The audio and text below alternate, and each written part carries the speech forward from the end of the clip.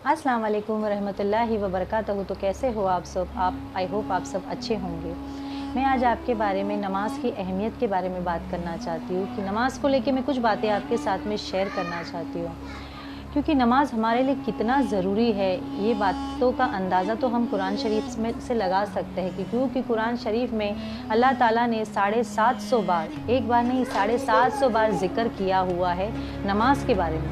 तो नमाज हमारे लिए इतना ज़रूरी है, लेकिन आजकल के लोग नमाज को बहुत फॉर ग्रांटेड ले रहे हैं, बहुत आसानी से इसे छोड़ देते हैं। जैसे कि घर में अगर कोई फंक्शन है तो नमाज छूट रही है, कहीं शादी में जाना है तो नमाज छूट रही है, हम कहीं बाहर जा रहे हैं तो नमाज छूट रही है। हम ये सोचते हैं कि कोई बात नहीं, हम कज़ा पढ़ लेंगे, हम बाद में पढ़ लेंगे, लेकिन एक मोमिन के ऊपर पाँचों टाइम की नमाज फ़र्ज़ है, जो हमें किसी भी हाल में नहीं छोड़नी है। करबला में इमाम हुसैन जंग मैदान में उन्होंने तक जंग लड़ते थे तो भी वो नमाज़ पढ़ते थे, उन्होंने तभी भी नमाज नहीं छोड़ी। और आजकल हम अगर हमारे दुकान में ज़्यादा कस्टमर है, हमारा कुछ काम में बिज़ी है, तो हम नमाज़ छोड़ देते हैं कि बस ये वो काम को हम ज़्यादा इम्पोर्टेंट देते, नमाज को इम्पोर्टेंट नहीं देते। लेकिन रिज़्क़ देने वाली ज़ात अल्लाह की है। हम जो रिज़्क़ दे रहा है हमको, जो हमें खिला रहा है, हम उस चीज़ में बिज़ी होकर हम उसी अल्लाह को भूल जा रहे हैं। तो ये बहुत बुरी बात है। इस्लाम में कई बार ऐसा होता है कि हम कहीं घूमने चले गए तो हमारी पाँचों टाइम की नमाज छूट जाती है। हुज़ूर आका सल्लल्लाहु तआला वसल्लम ने कहा है कि जब इंसान सुबह उठता है तो वो ईमान वाला होता है, और अगर वो पूरे दिन नमाज नहीं पढ़ता है तो वो काफिर होकर सो जाता है। और इस चीज़ में अगर उसकी मौत होती है, उसका इंतकाल होता है, तो वो सिर्फ गुनहगार ही गुनहगार कहलाता है। तो इसीलिए हमको कोशिश करनी चाहिए कि हमें नमाज को अहमियत ज़्यादा देनी चाहिए। माज़अल्लाह आजकल लोग अपने कामों में इतने बिज़ी होके नमाज छोड़ रहे हैं, नमाज को इम्पोर्टेंस नहीं दे रहे, जबकि हमारी ज़िंदगी में सबसे पहला नमाज है।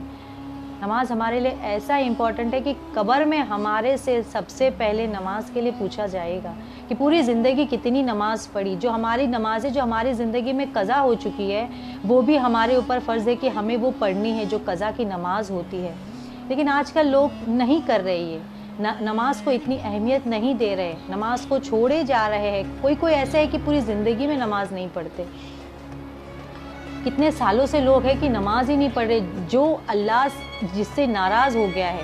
नमाज वो इंसान जब नहीं पढ़ता तो अल्लाह उनके कानों में पर्दे डाल देता है कि उनको अजान की भी आवाज़ नहीं आती। सजदा हम सिर्फ अल्लाह की मर्ज़ी से सजदा कर सकते हैं, अगर अल्लाह न चाहे हम सजदा करें तो हम सजदा नहीं कर सकते। तो हमें कोशिश करनी चाहिए कि हम कितने भी बिज़ी हो, हम उस काम को पेंडिंग रख के हमको नमाज़ पढ़नी चाहिए।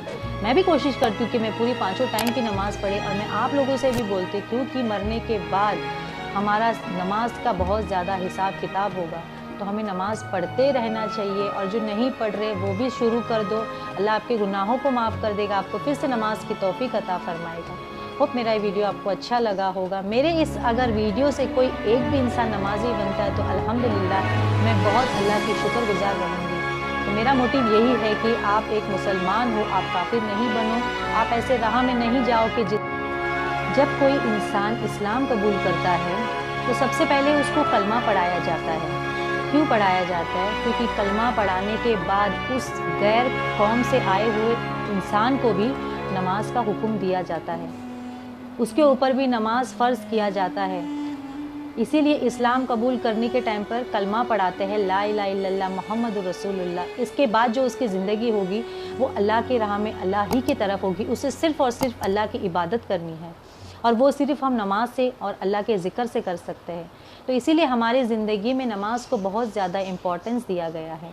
तो प्लीज़ आप लोग भी नमाज़ पढ़िए, आप लोग भी सबके लिए दुआ करिए। ख़ास करके आजकल जो हमारा माहौल चल रहा है फ़िलिस्तीनियों के लिए, अल्लाह उनके हक़ में बेहतर से बेहतर फ़ैसला करे।